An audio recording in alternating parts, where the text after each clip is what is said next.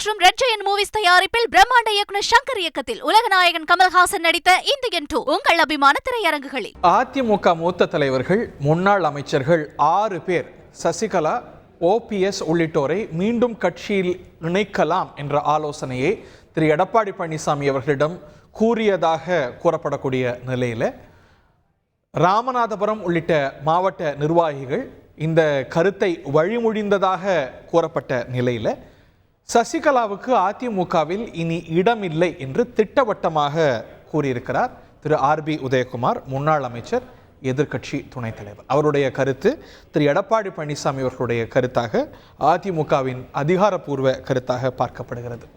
அவர் கூறிய கருத்துக்களில் முக்கியமான அம்சங்கள்: 33 ஆண்டு காலம் ஜெயலலிதாவுடன் இருந்து ஆட்சி நிர்வாகத்தை கவனித்ததாக சொல்கிறார் சசிகலா. அவருடைய சமூகத்துக்கு, திருமதி சசிகலா சார்ந்த சமூகத்துக்கு ஏதாவது செய்ததாக சசிகலாவால் கூற முடியுமா என்று கேட்கிறார். சசிகலாவின் பின்புலத்தை காட்டித்தான் தன்னை வளர்த்து கொண்டார், ஜெயலலிதாவுடைய பின்புலத்தை காட்டி கொண்டு தான் தன்னை வளர்த்து கொண்டார் சசிகலா என கூறுகிறார். அதை தாண்டி திருநாவுக்கரசர், காளிமுத்து, திண்டுக்கல் சீனிவாசன், சேடப்பட்டி முத்தையா போன்றோர் அரசியல் எதிர்காலம் கேள்விக்குறியானதுக்கு காரணம் திருமதி சசிகலா தான் அப்படின்னு குற்றம் சாட்டுறார். ஆடி மாதத்தில் சுற்றுப்பயணம் என்ற பெயரில் சுற்றுலா பயணம் செல்கிறார் சசிகலா என கடுஞ்சொல் பயன்படுத்துகிறார். எந்த மேடையிலும் இது பற்றி விவாதிக்க தான் தயார் என்கிறார் முன்னாள் அமைச்சர் RB உதயகுமார்.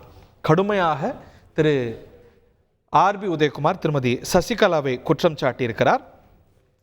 மீண்டும் திருமதி சசிகலாவுக்கு இடமில்லை, அதிமுக ஆட்சி மீண்டும் மரணம்னு தான் எல்லாரும் ஆசைப்படுறாங்க. ஜானகி அவர்களை போல திருமதி சசிகலா ஒதுங்கி கொள்ள வேண்டும் என்று வலியுறுத்துகிறார் RB உதயகுமார். சசிகலாவுக்கு இனி இடமே இல்லை என்கிறார் திரு RB உதயகுமார். திரு துரைகருணா, மூத்த பத்திரிகையாளர், நம்மோடு இணைந்திருக்கிறார். இதை தாண்டி இன்னொன்று சொல்றார்: கறந்த பால் மடி புகாது, கருவாடு மீனாகாதுங்கிறார். எங்கேயோ கேட்ட மாதிரி இருக்குல்ல, அதுவும் அதிமுகலே கேட்ட மாதிரி இருக்குல்ல.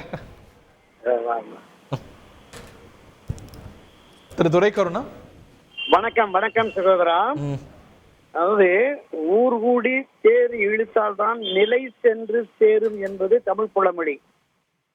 ஒன்றுபட்டால் மட்டுமே அதிமுக வெற்றி பாதையில் பயணிக்க முடியும் என்பதுதான் இன்றைய அதிமுகவின் நிலைப்பாடு. கட்சியினுடைய மூத்த முன்னோடிகளிலிருந்து அடிப்படை உறுப்பினர்கள் வரையிலும் இந்த எண்ணத்தோடும் உணர்வோடும் இருக்கிறார்கள்.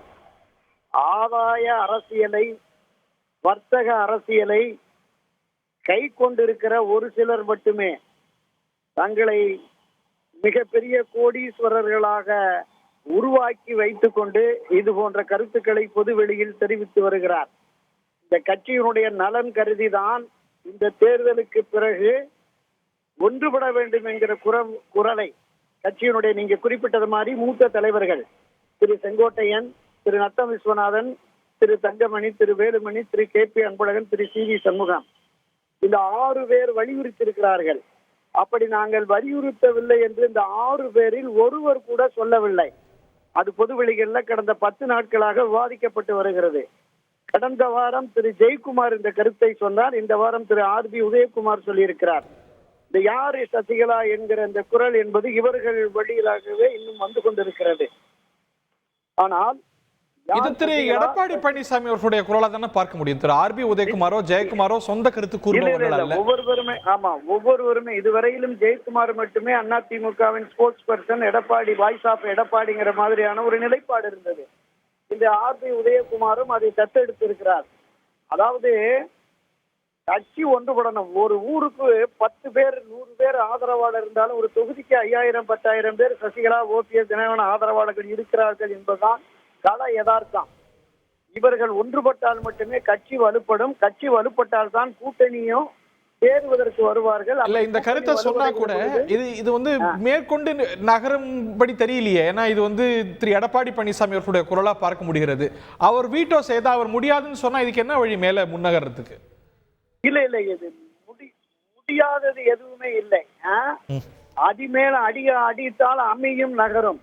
அந்த மாதிரி அழுத்தங்கள் அதிகரிக்கிற பொழுது வேறு வழி இல்லை என்கிற நிலைப்பாட்டை எடுத்து ஒப்புக்கொள்ள வேண்டிய சூழலை நிச்சயம் மூத்த தலைவர்கள் இந்த 6 பேர் 60 பேர் 600 பேர் 6 லட்சம் பேர் என்று குரல் எழுப்பினால் அந்த அழுத்தம் அதிகரிக்கும் அப்படின்னு நம்புறீங்க? நீங்க தொடர்ந்து அழுத்தல இருங்க. Request to stay. அதிகரிக்கும். லைகா மற்றும் ரெட் ஜெயண்ட் மூவிஸ் தயாரிப்பில் பிரம்மாண்ட இயக்குனர் சங்கர் இயக்கத்தில் உலகநாயகன் கமல்ஹாசன் நடித்த இந்தியன் 2 உங்கள் அபிமான திரையரங்குகளில்.